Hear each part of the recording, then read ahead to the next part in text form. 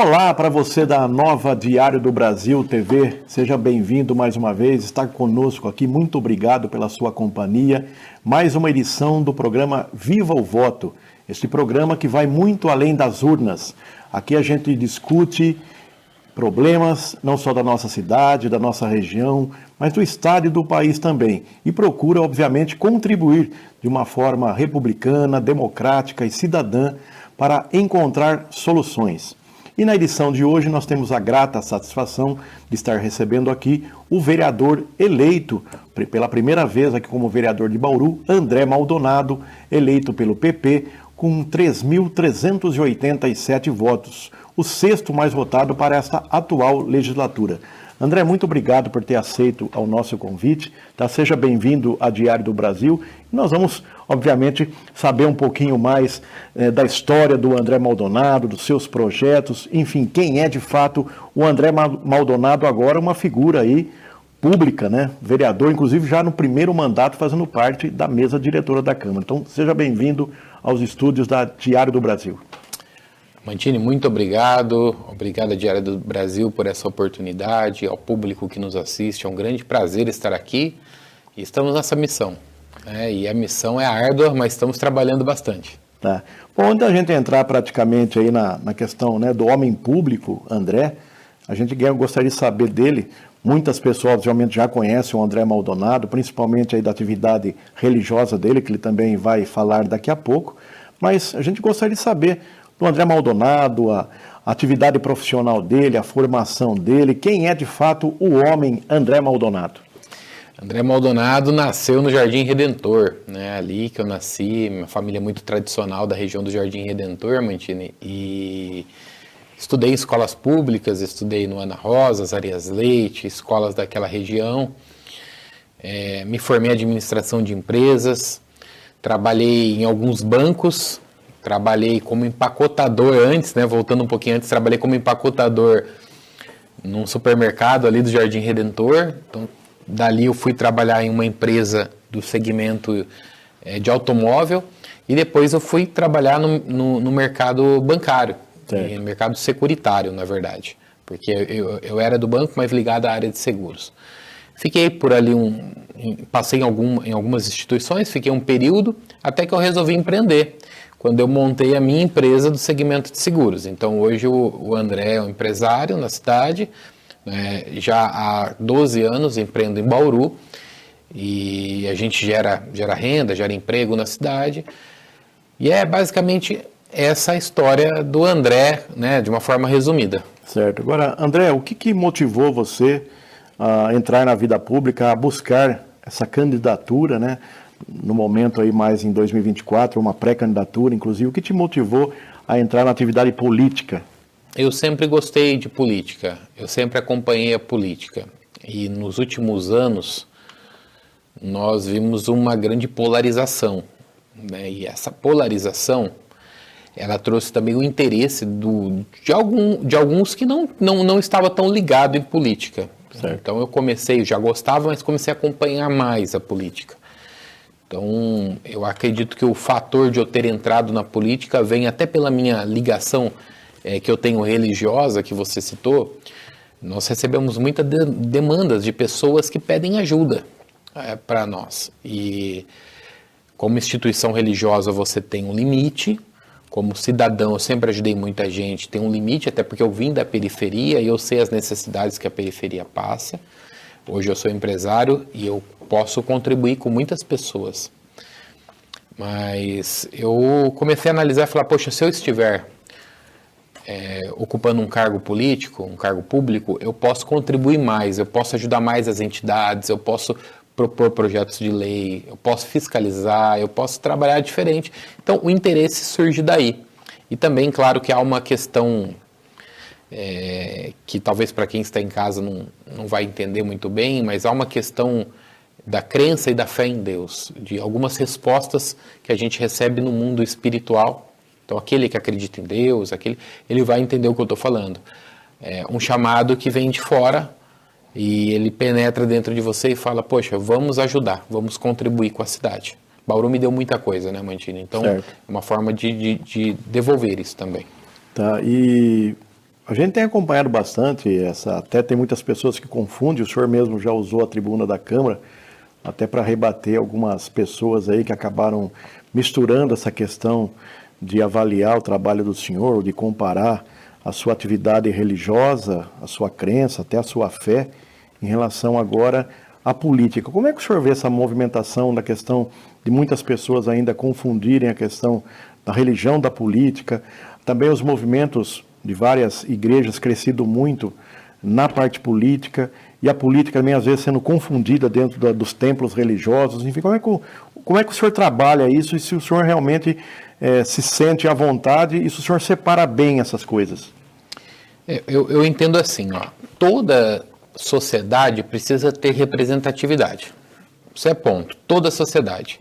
Então, os católicos, eles se unem, tem os deputados deles, tem os vereadores, os evangélicos se unem, tem lá os deputados, vereadores, é normal, todos têm. Mas, particularmente, o André não contou com o apoio da igreja dele no sentido de, vamos fechar aqui um apoio único, não houve isso. Certo. Eu não usei o pastor André Maldonado nunca em campanha, assim como nome. Lógico, você me conhece, chega em mim, tô aqui para gravar um vídeo de apoio ao pastor André. Normal, porque o pastor faz parte da minha vida. Eu sou pastor aqui, dando entrevista, e eu sou pastor na igreja pregando, eu sou pastor na tribuna. Também é uma pessoa pública, né? Claro, é uma pessoa pública. Então, assim, qualquer lugar que eu tô, quando você vira pastor, as pessoas te chamam, pastor, às vezes você nem nome tem mais. Vira o pastor. É igual o vereador. As pessoas me veem às vezes no mercado, vereador. Porque as pessoas nem sabem o meu nome, mas elas sabem que eu sou vereador. Sim. Faz parte. Então, eu lido com isso com muita tranquilidade e eu só... as minhas críticas, algumas vezes na tribuna, foi... o André votou nisso. Poxa, mas um pastor não pode votar nisso. Não, peraí. O pastor não tem nada a ver com isso. O André, ele é pastor? É. Mas eu estou ali dentro cumprindo um chamado legislativo e eu vou votar porque é bom pela cidade. Não o que é bom para evangélico, para católico, o que quer que seja. Então, é só essa... que às vezes as pessoas não conseguem entender e também não conseguem dividir. E eu também tenho que aprender a lidar com isso. E estou aprendendo. Certo. Surpreendeu a expressiva votação que o senhor teve, logo pela primeira vez, nesse desafio de buscar uma vaga entre os 21 parlamentares, mais de 3.300 votos. Surpreendeu o senhor? O senhor realmente fez uma campanha organizada, esperava essa votação, enfim. Que avaliação o senhor faz do processo eleitoral? Não, me surpreendeu, porque assim, eu não tive um coordenador de campanha, o coordenador fui eu mesmo, com um grupo meu. Então, pessoas que chegaram até mim, pessoas que nunca trabalharam com política, outros que já conheciam um pouquinho de política. A gente sabe que o grupo faz toda a diferença no momento de uma eleição. Então, hoje, se eu fosse disputar uma nova eleição, me sentiria mais preparado para esse momento, depois de ter passado por essa. Mas me surpreendeu porque eu nunca tinha sido testado nas urnas. Então, para mim, se eu tivesse 1.000 votos, ou se eu tivesse 5.000 votos, é algo que eu não imaginava que ia acontecer. Lógico que eu sentia nas ruas que o trabalho estava sendo bem feito, eu sentia nas ruas que eu era conhecido, e eu sentia nas ruas que eu tinha grandes possibilidades de vencer a eleição. Isso eu sentia nas ruas. Pelo abraço, por onde eu andava, eu fui bem aceito. Então, trabalhamos para ser eleitos? Sempre. Sempre foi o trabalho, nós vamos ser eleitos. Agora, se nós íamos ser eleitos com 1.800, 2.000, ou 3 ou 5, nós não sabíamos. Então, para mim, foi uma votação satisfatória, por ser a primeira, ser o sexto mais votado da cidade. Então, isso fiquei muito feliz com isso e vamos trabalhar para aumentar nas próximas eleições. O senhor acha que essa votação expressiva fez parte de um nicho do eleitorado bauruense, dentro de um processo de renovação da Câmara Municipal? O senhor acredita que o senhor entrou nesse processo de o pessoal avaliar, o André pode ser um parlamentar novo com novas ideias? Acredito que sim. Como eu te disse, eu tenho uma representatividade na periferia, porque eu nasci e fui criado lá. Então, tanto é que a região que mais votou em mim foi o Jardim Redentor. Foi onde eu tive mais votos. Se você abrir as urnas por localidade, você vai ver que a Zona 387 eu tive 1.387 votos. Está naquela região, a Zona 387. E, particularmente, Redentor, Gás, Carolina, ali mais de 1.000. Certo. Então, já foi uma votação bem expressiva para aquela região, com vários candidatos daquela região. Então eu acredito que isso contou muito, o voto regional, o voto do empresariado, porque eu também venho representando e tive o apoio da classe da qual eu sou, né? Eu sou corretor de seguros, eu tive o apoio da classe dos corretores de seguros, que é uma classe que tem unidade aqui na cidade de Bauru, e também eu represento um grupo evangélico. Não tem como a gente não falar isso. E muitas igrejas evangélicas, com toda certeza, eu tive voto dos membros dela lá. Ainda que não houve o apoio, ainda que não houve o direcionamento, porque nós não trabalhamos dessa forma, mas houve o apoio das pessoas que frequentam a igreja. Tá. Bom, falando dentro desse processo de renovação da Câmara, o senhor já teve algumas iniciativas aí, né? Vários projetos de leis apresentados, inclusive vários já também aprovados pelos colegas vereadores, né, já subindo aí para o gabinete da prefeita para sanção. Gostaria que o senhor detalhasse um pouquinho um deles aí, que é esse que institui aqui em Bauru a campanha de orientação às pessoas idosas aí para evitar golpes da internet, enfim, tanta coisa de comércio eletrônico, tanta coisa que os idosos diariamente são vítimas aí. Fala um pouquinho dessa proposta do senhor. Esse é um projeto que ele vem por uma indicação de uma pessoa do grupo, que passou por uma situação com o familiar dela, porque hoje os idosos, eles não acessam os meios digitais. Então, eu vou fazer uma campanha de publicidade no Instagram. Provavelmente o idoso ele não vai ter acesso. Onde que é o acesso hoje do idoso? Eu tenho idoso na minha família, jornais, TV e rádio. Então, são os principais meios que falam com o idoso. Então, nosso intuito é instituir uma campanha dentro da data, né, dentro de outubro, que é o Dia Internacional do Idoso. Sim. Então a gente veio com esse intuito de que essa campanha, uma campanha publicitária dentro desses meios que ele acessa, para falar, olha, toma cuidado, quando tiver uma possibilidade que você ficar em dúvida, fale com alguém da sua família. Então, lógico que aí os meios publicitários que são melhores do que nós aqui na questão de estratégia, vão criar as estratégias. Então, meu intuito foi chamar a atenção do executivo. Sim. E dar publicidade para isso também, que é o que nós estamos fazendo aqui, que vai existir uma forma de todo ano, por que uma lei? Porque todo ano o município vai ter esse compromisso de prestar esclarecimento e trazer essa clareza para os idosos.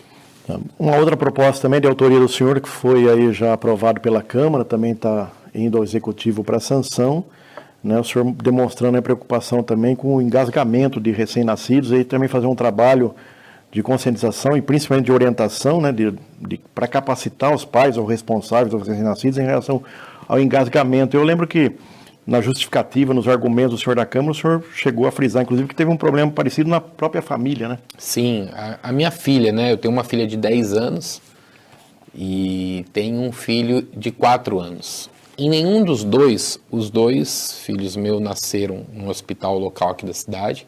Em nenhum dos dois eu tive uma orientação de como lidar com isso. Mas na primeira, eu era pai de primeira viagem, eu e minha esposa. Então aí, assim, enquanto tá no hospital, tá cuidadinho, tá uma beleza. Mas o dia que vai para sua casa, é aquele bebezinho que você fala, o que eu vou fazer agora? E minha filha teve um engasgamento com leite materno. E o que a gente vai fazer, sendo que a gente não teve uma orientação? Certo. Passamos assim, algo muito difícil de se passar e que meu desejo é que ninguém passe por isso.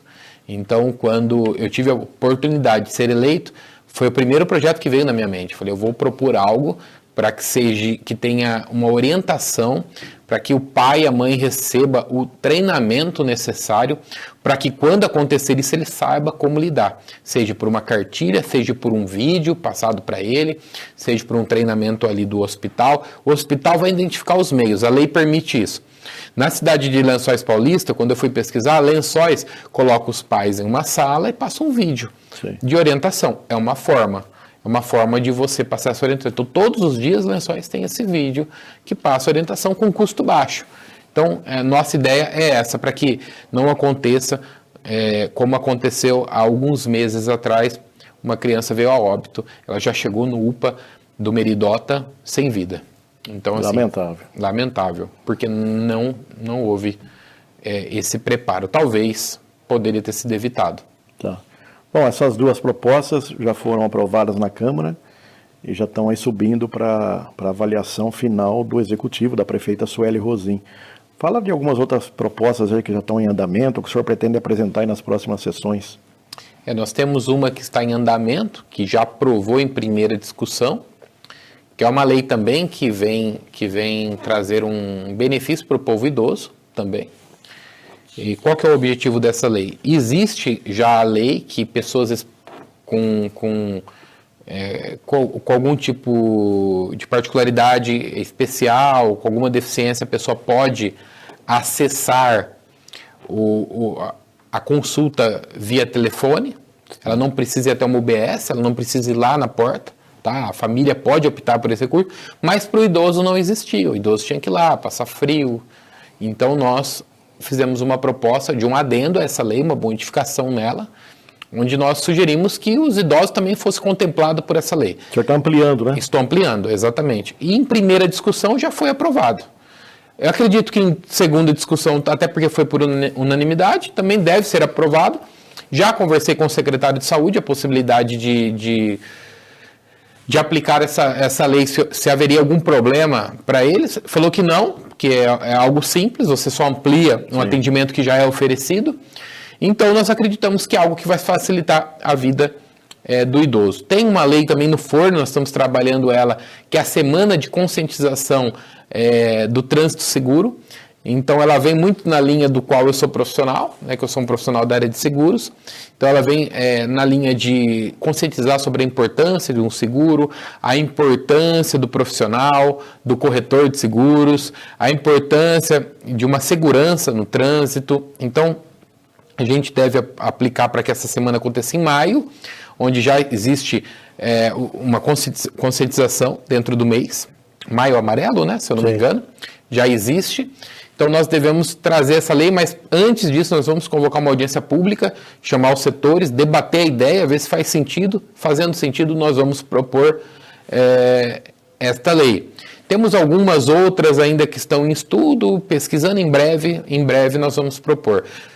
Quero ter um mandato bem propositivo de leis, mas leis que façam sentido, realmente. Agora, o vereador André Maldonado, jovem ainda, a gente vê uma preocupação do senhor muito com os idosos. É uma tendência, realmente, o senhor já está olhando para o futuro em relação, sabendo que cada vez mais a expectativa de vida cresce, então tem uma atenção especial com o pessoal da terceira idade, da melhor idade, com mais de 60 anos? Eu sempre gostei, porque assim, até na questão social, como um cidadão mesmo, eu gosto de frequentar asilo, eu gosto de prestar um trabalho social nessa área, eu gosto particularmente.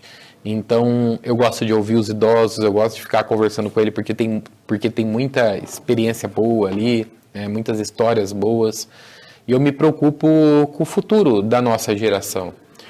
É o presente e o futuro, o presente que está sofrendo e o futuro. Os idosos estão no fim da vida, eles precisam ser honrados, precisam ser cuidados. Hoje, o Brasil num todo, ele tem uma política de que, assim, quando a pessoa fica idosa, é a hora que ela não pode mais ter plano de saúde, porque o plano se torna caro, ela não consegue pagar, é onde ela recebe menos. Então, há uma política no Brasil de desprestígio ao idoso. Então, o que a gente puder fazer como parlamentar para que essa classe seja valorizada, que é uma classe que deu a sua vida pelo país. Na verdade, o processo deveria ser o contrário, né? Deveria ser o contrário. Que a hora que você não recebe mais, você paga mais. E a hora que você... Deveria ser o contrário. De alguém, né, das mulheres, dos homens, que já prestaram serviço de uma vida toda, contribuindo uma vida toda com o país, né? Exatamente, é isso mesmo. André, gostaria que você falasse também, a gente sente... Acredito que você não tem sentido até o momento grandes dificuldades, até porque vários projetos e várias transformadas em leis, mas tem alguns colegas que estão reclamando um pouco da assessoria da Procuradoria Legislativa da Casa. O senhor, como membro da mesa diretora, não sei se já recebeu alguma reclamação, mas o senhor acha que está faltando assim, um pouquinho mais de diálogo, de construção de ponte, realmente de um trabalho de orientação maior desta função que é técnica, mas também não deixa de ser política? Eu acho que muito se dá pela mudança que houve, né? Antigamente era um cargo que era ocupado por uma indicação. E essa indicação, o penúltimo que ocupou esse cargo, foi um ex-vereador que era o Lima, um ex-vereador que é advogado e que tinha um viés político, mas também era um advogado que olhava... Então era um outro olhar. Hoje nós temos uma procuradora jovem que passou num concurso público, por uma orientação do MP, não pode mais ter essa vaga indicada. Sim. Então, ela passou num concurso público e que ela chega em uma Câmara, porque ela nunca teve esse viés político. Então, ela também está se adaptando a esse momento. Acho e concordo que está tendo dificuldades, é geral, a gente ouve isso dos vereadores, mas eu acredito também que tem que ter um pouco mais de paciência e de construir com ela, porque a experiência é com o tempo, né? Ela vem com o dia a dia, e ela também precisa participar mais das nossas sessões da Câmara. Eu cobro isso, já cobrei o presidente, inclusive, disso. Ela tem que participar mais, porque ela participando, ela vai ter o gabarito político que talvez está faltando para ela. Sim, um processo de construção, realmente, né? André, o senhor também faz parte aí de uma comissão permanente importante, né, que é de Indústria e Comércio, e recentemente o senhor aí teve a iniciativa de promover uma audiência pública para discutir aí a questão da zeladoria, da infraestrutura dos distritos industriais 1, 2, 3 e 4.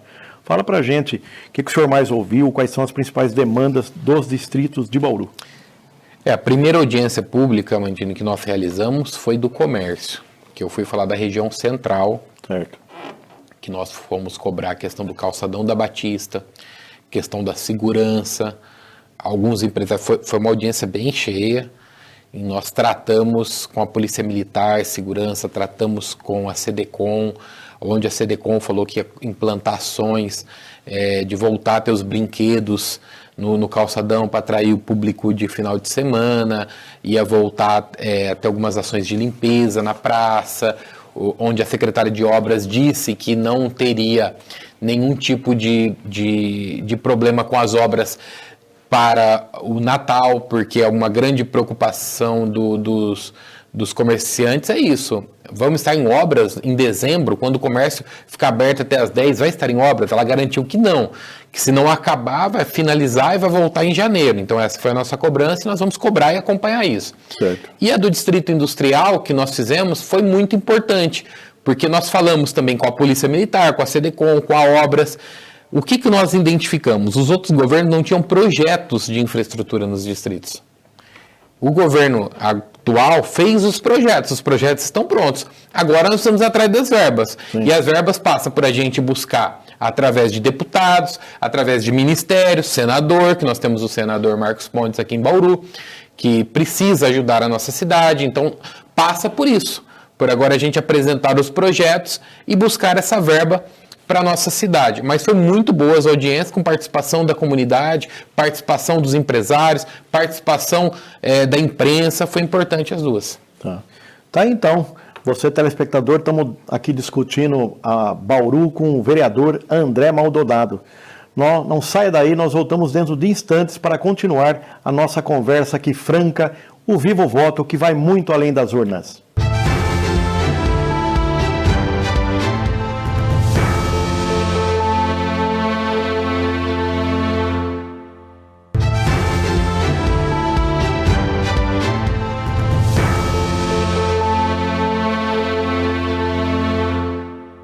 Olá, voltamos aí com o Viva o Voto, hoje recebendo o vereador André Maldonado. E agora nós vamos começar aí esse segundo bloco, falando um assunto espinhoso que Bauru já vem enfrentando há um certo tempo aí, que é com relação às contas da FUNPREV. O fundo aí dos servidores municipais, que desconta aí todo mês. E o André, juntamente com uma comitiva de vereadores, esteve recentemente reunida com o promotor Marcelo Helene, né, que colocou praticamente aí uma faca no peito, tanto do Executivo quanto da própria FUNPREV, para que solucione esse problema. Afinal de contas, são mais de 400 milhões, esse buraco negro aí nas contas da FUNPREV. Por tudo que vocês discutiram com o promotor, né, dando um prazo de 60 dias praticamente aí para que a Prefeitura e a FUNPREV apresentem aí um projeto viável, né, para resolver a situação, ou realmente caminha realmente para uma insolvência aí da questão da FUNPREV? Como é que você, com o promotor e os outros colegas vereadores, estão analisando essa situação do momento aí dos servidores municipais? Nós tivemos ali uma notícia ruim e uma boa, né? A boa é que a FUNPREV, na questão atuarial dela, ela vai muito bem. Sei. A FUNPREV, a ruim é que a FUNPREV tem um déficit gigante. E Sim. esse déficit, ele existe por quê? A FUNPREV, quando ela foi criada, ela deveria, como qualquer outro fundo, ele fica 10 anos arrecadando para depois ser criada. A FUNPREV não, ela já entrou errado, então ela já nasce errado. Ela é criada e já entra com pessoas nela. Já entra com despesa. Ela já entra com despesa, sem ter recurso. Então ela entrou com despesa sem ter entrada. Sim. Então, como qualquer empresa, isso aconteceria e aconteceu com a FUNPREV também esse déficit. O município tem as obrigações dele que ele tem que honrar com a FUNPREV. E a reunião ela foi no sentido do Ministério Público falando, olha, eu não quero pôr a mão nisso. Certo. Então, assim, eu estou amigavelmente colocando essa reunião para que vocês se entendam, FUNPREV e município, porque hoje, se o município tiver que pagar 400 milhões para a FUNPREV, inviabiliza o município. Sim, claro. Só que se não pagar nada para a FUNPREV, inviabiliza a FUNPREV. Então a gente está diante de uma situação bem séria. E a União deve 300 milhões para a FUNPREV. Poxa. 300 milhões a União deve. Então, assim, você tem uma dívida alta da União, que eles estão pagando a conta-gotas 10 milhões, aí 10 milhões. É como se fosse os juros disso que eles estão só colocando. Mas temos que ter um esforço para buscar da União o que der e também buscar um parcelamento do município que o município não inviabilize, Sim. mas consiga achar uma equação e falar de um assunto muito ruim, que talvez a gente tenha que ser feito, quando eu falo talvez, porque tem que ter um estudo abrangente nisso, uma reforma da Previdência. Sim. É um assunto ruim, é um assunto difícil de ser tratado, mas talvez a gente tenha que olhar isso com mais calma e fazer alguma coisa, porque algo tem que ser feito. Se não for feito, em 48 meses, a FUNPREV acaba com o recurso dela. Então ela só tem mais 48 meses de vida. A situação realmente tende a se agravar, piorar bastante aí entre 2026 para 2027, né? Exatamente, porque aí são 140 milhões, se eu não estou enganado, que o município vai ter que colocar. Então aí você imagina, o município nessa situação financeira que está. Que a gente sabe que a situação financeira do município é assim, é bem... O pessoal fala, Bauru tem 2 bi de orçamento, mas a despesa é muito alta de uma cidade dessa. Então quando você pega... Aí você tira 140 milhões, quer dizer que vai faltar para outras áreas que são essenciais. Sim. Agora, vereador, o senhor também, logo no primeiro mandato aí, tem enfrentado desafios parlamentares e, além de ter ido para a mesa diretora, o senhor também aí aceitou o desafio, né, de compor aí uma comissão especial de inquérito, uma SEI, chamada aí de Fundo Social, né, que veio à tona aí, ela foi motivada depois das denúncias, né, feita pela ex-aliada do governo da prefeita Sueli, a Damares Pavan, que trouxe a público aí eventuais supostos desvios de bens materiais, né, que eram doados para o Fundo Social e sendo aí encaminhados para a igreja, né, da então presidente do Fundo Social, que também é mãe da prefeita, da dona Lúcia Rosim, que hoje ocupa aí a Secretaria de Assistência Social.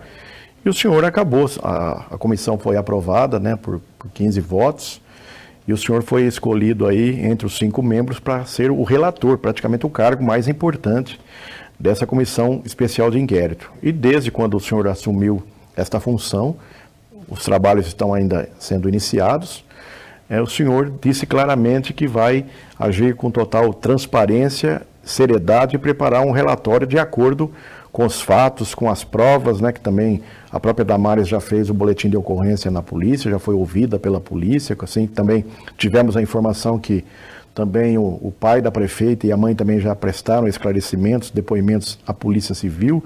Enfim, como é que o senhor avalia toda a própria denúncia e também aí o andar da carruagem para frente, aí tendo o senhor como relator desta SEI? É uma SEI importante, e séria, apesar das pessoas falarem assim, é tudo membros da base. Mas é importante deixar claro que quem indica são os partidos, e todos os partidos que venceram a eleição mais votados, ou que têm mais representatividade na Câmara hoje. E esses partidos indicaram cada um, né, o seu membro, cada líder indicou, e eu fui indicado pelo PP e posteriormente escolhido pelos integrantes como relator e aceitei esse desafio. E vou fazer realmente com muita transparência, com muita tranquilidade. Nós sabemos que há uma denúncia séria e também do outro lado há uma defesa sendo construída. Tanto, eu já tenho informações que é público, né, tá na mídia, que tanto a mãe da prefeita, Dona Lúcia, quanto o pai, eles deram o depoimento deles e negaram qualquer tipo de envolvimento e negaram que houve qualquer tipo de desvio. Então, o nosso procedimento, ele caminha em paralelo com o da Polícia Civil, certo, onde nós esperamos, né, a Polícia Civil está investigando, ela é o órgão investigativo realmente que vai nos dar clarezas da questão criminal sobre tudo isso, se há, se não há, se houve desvio, se não houve desvio, e nós vamos acompanhar isso muito de perto. Vamos ouvir agora no dia 10, vamos ouvir dia 10 a todos os integrantes e que foram convocados, não integrante, os convocados às oitivas, e pretendemos ali fechar, pelo menos essa primeira fase, conseguir concluir algo. A gente acompanhou, inclusive, aí a segunda reunião, que na verdade foi a primeira oitiva, né, da Damares, e a gente viu vocês ali pedindo bastante documentos, né, fazendo uma série de solicitações ao Executivo, ao próprio Fundo Social, no sentido de amparar esse processo de investigação, né? Sim, a lista ela é extensa, né? Tanto ao Executivo quanto à própria Polícia Federal. Estamos pedindo para ter acesso às informações da Polícia Federal, dos depoimentos, boletim de ocorrência. Civil, o senhor quer dizer, né? Polícia Civil, perdão, isso, Polícia Civil. Que da Polícia Federal nós oficializamos ela das doações. A Polícia Federal fez algumas doações ao fundo que nós...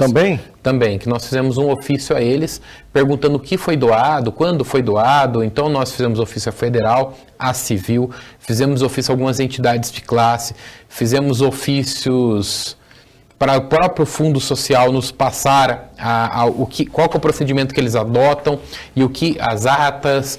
Então, assim, foi uma série de documentos solicitados que levam tempo até tudo ser providenciado. E tudo isso vai chegar para a gente. Hoje nós estamos em um momento que nós não temos ainda nada para falar para a população, a não ser que nós estamos olhando, investigando, e quem assistiu a primeira oitiva pôde ver que nós fomos firmes nas perguntas e todo o relatório será composto da minha parte com a verdade. Nós vamos apresentar o relatório, assim que tudo for concluído, nós vamos apresentar o relatório para apreciação, tanto da comissão quanto do plenário. O senhor trouxe até uma informação nova aqui, porque até agora, mesmo acompanhando lá a oitiva, a própria Damares citou muitas doações aí da Polícia Civil, de eletroeletrônicos, eletrodomésticos, mas não tinha falado ainda sobre a questão de doações da Polícia Federal. Então o senhor está trazendo, inclusive, um fato novo aqui, tornando público, né, que a Polícia Federal também fez algumas doações para o fundo? Isso, chegou até nós que a Polícia Federal tinha feito algumas doações para o fundo. Então, para que não tenha nenhuma dúvida se fez, se não fez, nós oficializamos eles no sentido de teve de 2021 a 25, se teve, o que foi e quando foi. Certo. Então foi nesse sentido que nós fizemos o ofício. Tá. Bom, falando agora aí já numa questão mais nacional, né, o senhor é filiado, foi eleito pelo PP, Partido Progressista, e o PP, juntamente com a União Brasil, né, as cúpulas dos dois partidos em nível nacional, estão discutindo aí a possibilidade de a formação de uma federação, né?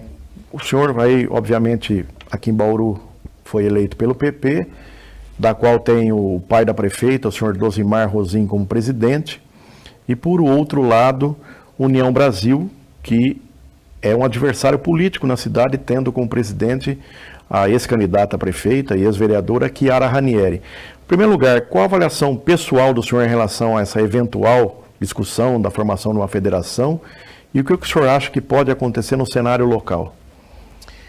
Eu vejo como positiva a federação, no sentido de o partido fica mais forte, o partido terá mais tempo de TV, o partido terá mais recurso e o partido vem para ser protagonista. Eu tive agora na filiação do Derrite ao PP, então o Derrite possivelmente é um pré-candidato ao Senado, certo, pelo PP, e nós temos o PP provavelmente ocupando um lugar nessa disputa presidenciável também, com certeza, até pela força que ele vai ter, pode estar sendo protagonista, sendo vice, sendo algo.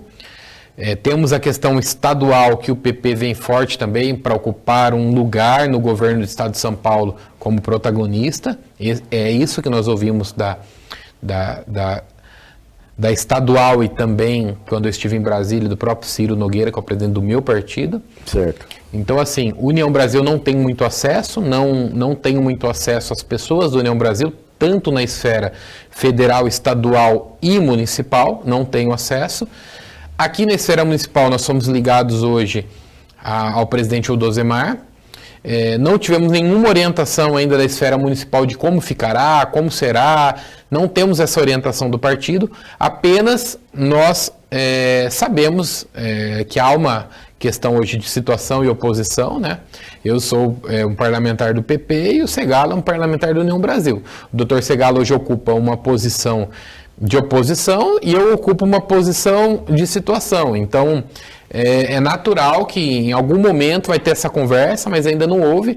E eu vejo como muito positivo isso, tanto na esfera estadual, federal e também na esfera municipal. Esse diálogo é importante. E quem sabe, né, hoje nós estamos do lado contrário, mas quem sabe lá na frente a gente não pode estar do mesmo lado. Agora, nas recentes federações aí, parece que a água entrou no chope, porque, né, a federação do PT com o PV, com o PCdoB, em nível local também não funcionou, teve até troca de candidatos, né? A federação do próprio PSDB com Cidadania também não funcionou, tanto que o PSDB agora aí tende a fazer uma fusão, né, estuda aí uma discussão com o Podemos. Enfim, as federações é um processo recente, mas as que nós tivemos conhecimentos e vimos, e principalmente em relação às eleições municipais do ano passado, não funcionaram em quase lugar nenhum. O senhor acha que realmente usam-se muitos municípios para fazer testes, né? As cúpulas dos partidos, nível nacional, estadual, parece que sempre usam o município para fazer algum tipo de teste, né? Conversam entre eles lá, mas não consultam, não conversam com as bases. O senhor acha que isso, como o senhor falou, o senhor não conhece quase ninguém no União Brasil. Quer dizer, como é que vai se fazer um diálogo, uma aliança com pessoas que às vezes não comungam dos mesmos projetos, dos mesmos ideais? Não é difícil? Historicamente, nós sempre vimos a nacional e estadual testar no âmbito municipal para ver se dá certo, né? Só que dessa vez, a do PP e a do União vem para ser testada numa eleição, porque a eleição municipal já passou. Sim. Então ela vem para ser testada agora numa eleição para deputados, senadores, governadores e presidente. Então, assim, para deputados, o que eu sei de informação é que eles estão muito organizados e certos de que cada partido indica metade das chapas. Certo. Então, parece que está organizado e parece que há uma liberdade dos presidentes estaduais de cada partido. Tá. E aí, posteriormente, deve vir descendo até chegar no municipal. Sabemos que essa eleição, o município não vai opinar muito, quem vai opinar é estadual e a federal. E eu vejo a do PP, do União Brasil, pelo menos a princípio, mais organizada. Parece que vai caminhar bem. Agora, realmente, o histórico não é bom. O que nós vimos aí para trás foi uma confusão total. Eu espero não passar por essa confusão. Certo. Bom, nós estamos falando aqui já de processo eleitoral, já entrando aí em 2026, mas vamos recordar um pouquinho. Como é que o senhor vê quanto tem custado para Bauru e para a nossa região essa falta de representatividade, tanto na Assembleia Legislativa quanto no Congresso Nacional nos últimos anos? Quer dizer, todos os lugares que a gente vai, todo segmento, recursos, a gente vê que vão mais para outras regiões que têm representantes. Como é que o senhor vê Bauru, cidade principal da região central do estado, quase 400 mil habitantes, não ter hoje nenhum deputado federal e nenhum deputado estadual? Você partir do princípio que Bauru... vamos voltar só um pouquinho. Você partir do princípio que a verba de um deputado federal é na casa de 30 milhões, podendo chegar a 60, dependendo das extras que acontecem. E de um estadual é 10, 12 mais ou menos? Por aí. Por aí. Podendo chegar a 15 aí. Estamos falando de 40... Vamos falar aí de 50 milhões, um número médio com as extras, com tudo. Bauru perde esse número de emenda parlamentar. Sim. Não que vai vir tudo para cá, mas Bauru perde muito. Hoje nós falávamos de uma verba de 15 milhões resolver o problema de um distrito. Sim. Nós conversávamos com alguns amigos e isso que 15 milhões resolvia um problema.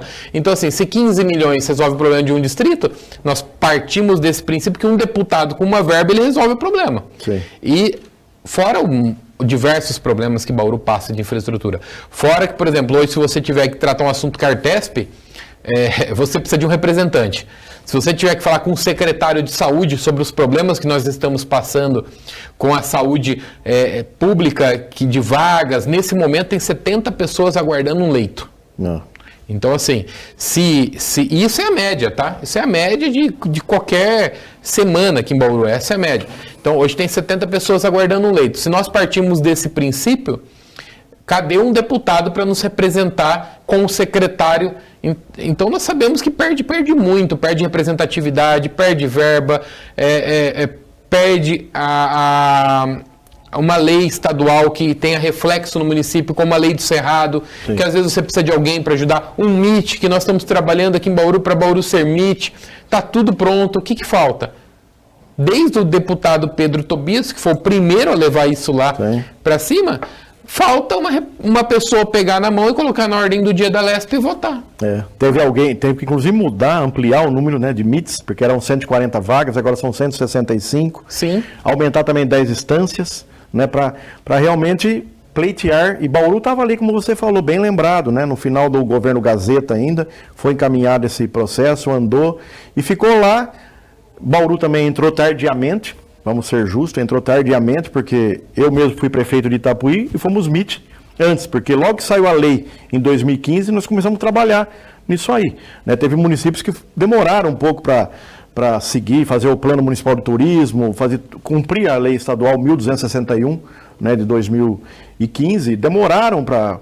não se atentaram muito à importância que era naquele momento, talvez achassem também que ia ser só um critério político e não técnico, e hoje tem um ranqueamento, tem que, né, a cada 3 anos são avaliados os MITs, nós já temos aqui na nossa região, André, cidades que eram instância que foram rebaixadas para MIT, então é como se fosse uma competição da primeira e segunda divisão do Campeonato Brasileiro, né? Sim. Levando para a linguagem futebolística, mas... realmente essa falta de representatividade é muito grande, falta porta-voz. Agora, por outro lado, André, nós não temos um deputado estadual, nós não temos um deputado federal, mas nós temos um senador, filho de Bauru. E aí? Então, eu estou como vereador há 6 meses. Certo. A informação que eu tenho é que, mesmo na outra gestão, nenhum vereador teve acesso. Difícil assim? Eu estive em Brasília 3 vezes. As 3 vezes que eu estive em Brasília, eu tentei contato com o senador. Certo. Inclusive com a assessoria dele, falei com eles, fui no gabinete as 3 vezes, nenhuma vez eu fui atendido pelo senador. Uma vez marcado, horário agendado e não foi cumprido. Então, assim, eu particularmente, eu gosto muito e votei no senador. Sim. Eu fui um dos eleitores dele. E a Bauru deu 119 mil votos, ou 112, não me lembro. Mas foi algo próximo a isso. Eu, particularmente, eu acredito que a falta do deputado estadual e do deputado federal é uma situação muito complicada, mas nunca na história de Bauru nós tivemos um senador. E que cidade tem um senador? Então, são pouquíssimas. Bauru tem. E se nós pegarmos o proporcional, o número de eleitores versus o número de votos que ele teve, talvez nós fomos uma das cidades que mais deu voto para o senador proporcionalmente. Ele teve muitos votos em São Paulo, capital, tal, é verdade. Ele era ministro, então era um cara de proporção nacional. Mas mesmo como ministro, o que o senador Marcos Pontes trouxe para Bauru? E aí não é uma crítica, é uma pergunta. Eu não conheço, eu não tenho informação. Então eu acredito que muitos desses problemas que nós estamos falando, ele poderia estar ajudando. Inclusive, ele pode ajudar a fazer deputados em Bauru. Certo. Fazer no sentido, pela liderança política que ele ocupa hoje, partidária e política, de contribuir. Um senador pode contribuir muito para essa discussão, apoiando, enviando recursos, desenvolvendo. Então, assim, é isso que nós esperamos dele. Nós esperamos do senador que ele olhe para a nossa cidade, e hoje o senador, infelizmente, ele só aparece aqui em Bauru na época do Arraial Aéreo. É feito um evento em Bauru, que é muito bom, por sinal. O evento é bom, o evento é importante para a cidade, gera turismo, desenvolvimento, renda. Nós somos carentes de eventos culturais, é bom. Mas e aí? E a verba para um hospital? E discutir vagas? Eu sei que o senador está lá numa discussão federal, tal, mas nós não temos representantes, então nós precisamos dele. A população quer ele, a população quer ter ele. Que eu saiba, ele não foi na Câmara Municipal desde quando. Então passa um dia na Câmara lá, ele não está vindo para o Arraial, vai lá, cumprimenta os vereadores, fala, meu gabinete está à disposição de vocês. Tentem falar com o senador. Tentem pedir alguma coisa para o senador, ver se vocês conseguem. E a gente tem conhecimento, inclusive, que a senadora Mara Gabrilli, também teve votos na região, não, obviamente, a mesma quantidade que o Marcos Pontes, mas já está distribuindo recursos aqui para cidades da região. Mara Gabrilli nunca me viu, o senador já me viu. Ele já me viu, sabe, talvez não me conhece, mas sabe que eu sou um parlamentar de Bauru. Mara Gabrilli me atendeu no gabinete dela. E pegou um ofício na minha mão e falou, eu vou mandar, compromisso meu, que eu vou mandar 500 mil para a cidade de Bauru para desenvolvimento dessa praça, tal. E pegou, ainda não mandou, mas assumiu esse compromisso comigo lá, gravado, tá? Certo. Tem um vídeo feito dela assumindo esse compromisso. Mara Gabrilli já enviou recurso, puxar o histórico dela, você vai ver que ela já enviou recurso para a cidade. Então, assim, é uma senadora que não é daqui, não é filha de Bauru, e parece ser mais acessível do que o Marcos Pontes, infelizmente. Tá. O senhor também, não só o senhor, Cabo Elinho, posso citar aqui, porque já ouvimos e gravamos ele, inclusive, alguns outros vereadores aí que também atuaram bastante na campanha do governador Tarcísio de Freitas, também tem, cada pouco aí fazendo alguns apontamentos, algumas observações em relação também a presença maior do Estado aqui no município de Bauru, até porque praticamente é o mesmo grupo político da prefeita Sueli Rosim. O senhor não acha também que o governo do Estado está em débito com Bauru e com a nossa região? Então, o que me chamou a atenção foi uma fala do governador quando ele veio aqui, que ele falou que a parte dele estava sendo feita no quesito saúde. Falou, a minha parte está sendo feita. Preocupou, porque se a dele está sendo feita, quem não está fazendo? Então, entendeu? Eu como parlamentar, fiquei preocupado com isso. E eu entendo que não está sendo feita a parte do Estado. Se estivesse sendo feito, Bauru não estava nesse momento faltando 70 vagas. Então, precisamos ampliar o Hospital das Clínicas, precisamos ampliar. Foi aberto? Foi. A pandemia, teoricamente, trouxe algo bom também, que foi a abertura do Hospital das Clínicas. Foi a abertura da Fórceps, né? Foi a Fórceps e foi bom, porque abriu mais leito e aí ficou os leitos. Sim. Mas, poxa, nós não precisamos ter pandemia de novo para abrir mais, vamos abrir antes. Sim. Então vamos trabalhar, o povo precisa. Nós temos 68 cidades que compõem 69 a DRS. 68. 68 cidades compõem a DRS, 68 cidades vêm para Bauru, usam Bauru. Então nós precisamos de uma estrutura do governo do estado maior aqui, sim. Qual a opinião do senhor sobre aí a proposta da prefeita em relação à construção e colocar em funcionamento do hospital municipal? Eu concordo com a criação do hospital municipal, eu só me preocupo com os custos para o município. Essa é a minha única preocupação. Eu não tenho dúvida de que vai ter o recurso para fazer e para equipar o hospital. Tá. Isso a gente dá um jeito de ter. Me preocupo com a manutenção depois do hospital. O custeio anual é caro. Custeio anual é caro e será que o município vai ter condições de custear? Sim. Os próximos prefeitos vão ter condições de custear? Então esse é o ponto, essa gestão que me preocupa. Mas que Bauru precisa, eu não tenho dúvida. Mas aquela ideia de ampliar o Hospital das Clínicas, de buscar uma maior participação no Lauro de Souza Lima, aquilo me agrada bastante. Certo. Aquilo me agrada bastante. Eu acho que é um ponto que a gente deveria debater mais. Eu acho que esse é o ponto. O senhor não acha que realmente devia ter uma política mais agressiva, no bom sentido, de melhorar cada vez mais o que é de fato obrigação do município, que é a atenção primária? A atenção primária, ela precisa ser melhorada. Nós temos hoje, comparado com cidade, por exemplo, comparar Bauru com Marília na atenção primária, nós temos um déficit gigante aqui. Sim. Nós precisamos de mais UPAs, nós precisamos disso com certeza. Mas quando a gente vai para olhar a fila, cara, fila de exames, fila de endoscopia, fila disso, fila daquilo, você fala, meu, é assustador. Tem gente que está 3, 4, 5 anos aguardando um exame. E se ela vai morrer, ela não vai fazer o exame. Então, precisamos sim melhorar a primária? Precisamos, mas nós precisamos muito, muito de uma atenção especial, de um corujão na cidade. Eu me lembro do corujão que o João Dória promoveu na cidade de São Paulo. Ele pegou, lógico que são características diferentes, claro, a gente sabe que são características diferentes, mas ele pegou hospitais grandes, privados, e na madrugada realizou exames, atendeu. Nós precisamos ter isso em Bauru. Tipo um mutirão mesmo. Mutirão, fazer um mutirão e falar, vamos... A pessoa está precisando operar a vesícula. Vamos operar por semana 20 cirurgias de vesícula. Vamos fazer de madrugada, onde o centro cirúrgico não está sendo utilizado. Ter um mutirão, se unir com os médicos, buscar uma tabela mais em conta, buscar verba estadual para isso. Mas nós precisamos discutir isso. E isso é uma função do executivo fazer isso. O legislativo pode apontar, cobrar, mas é a função do executivo. Até, né...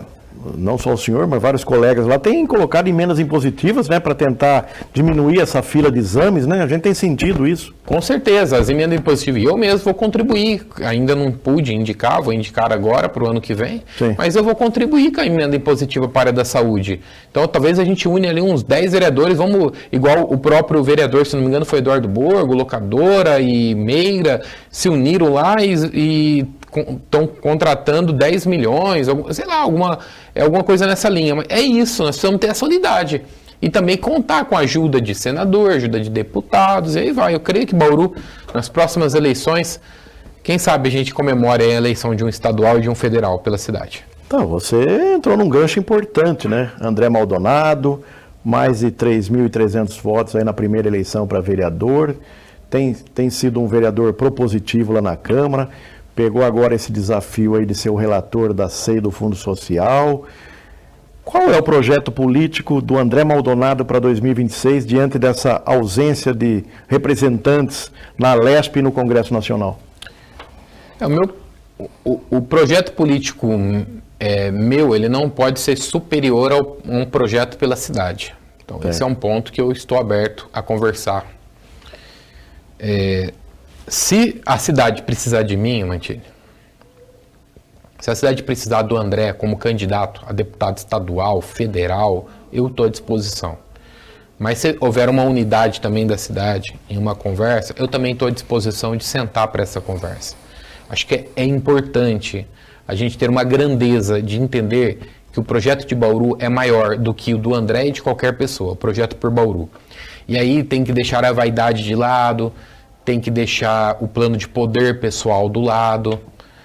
O meu plano, o meu projeto político, eu não vim para ficar a vida toda como um vereador. Eu vim para contribuir com a cidade. Tudo aquilo que a cidade precisar de mim, nesse momento eu estou vereador, mas tudo aquilo que a cidade precisar de mim, eu estou à disposição de Bauru para contribuir. Eu quero ajudar a minha cidade.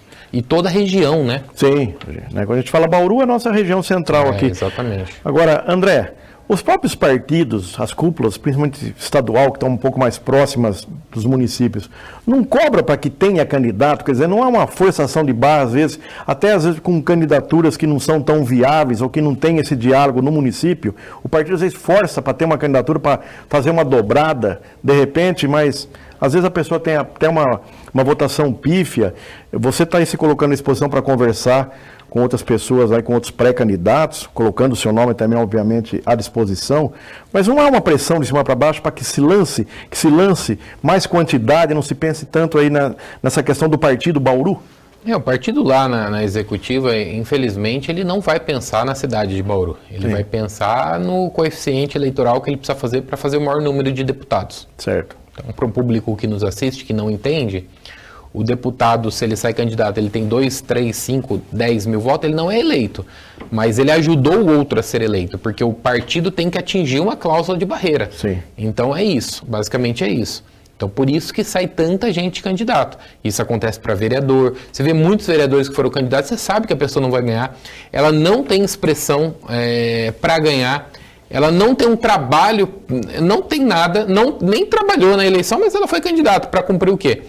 Uma cota. Certo. Né? Então isso acontece na municipal, acontece na estadual e acontece na federal. Obviamente, o que nós precisamos nos unir aqui em Bauru é o povo bauruense, vote em deputados estaduais e federais de Bauru. Esse é o primeiro ponto. Porque o povo de Bauru votou muito. O Tiririca teve voto aqui, Eduardo Bolsonaro teve voto aqui, Kim Kataguiri teve voto aqui. Se eu falar aqui... Até a Carla Zambelli. Carla Zambelli teve voto aqui. Um dia perguntada, não sabia nem o que era Bauru. Ela foi perguntada sobre Bauru, ela falou, o que é Bauru? Conheço o lanche. Ela respondeu dessa forma para a nossa cidade de 400 mil habitantes, que é a cidade pulsante do Centro-Oeste paulista. Então, assim, povo de Bauru, olhe para a cidade. Eu sei que os partidos vão forçar a barra para sair, mas olhe para quem tem condição de ganhar. Se uma pessoa não foi eleita para vereador, disputou para vereador, teve 200, 300 votos, como que ela vai ser eleita para deputado? A gente tem que ter essa comparação, né? E deputado é uma campanha regional, né?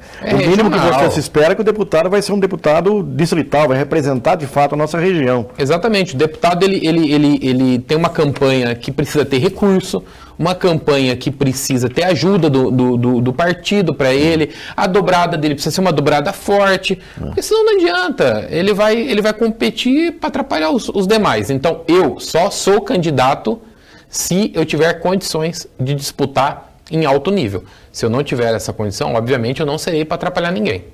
Tá aí então, olha aí, conhecemos um pouco mais hoje do vereador André Maldonado, né, que também está lá na mesa diretora da Câmara. Muito obrigado mais uma vez o senhor ter aceito ao nosso convite, né? E as portas aqui estão sempre abertas, não apenas o programa Vivo Voto, mas da Diário do Brasil como um todo. É um prazer estar aqui na Diário do Brasil, né? Quero deixar um abraço aí ao Renato Zaiden. Eu tenho um grande carinho, respeito por ele, pela história dele. E um grande abraço a todos que nos assistem, contem com a gente, contem com o nosso gabinete, estamos à disposição da cidade de Bauru. Tá aí, a você que ficou com a gente até agora, ficamos sabendo um pouco mais da vida pessoal, profissional e política também do vereador André Maldonado. Muito obrigado pela sua companhia, em breve voltaremos com mais uma edição do Viva o Voto, este programa que vai muito além das urnas. Forte abraço!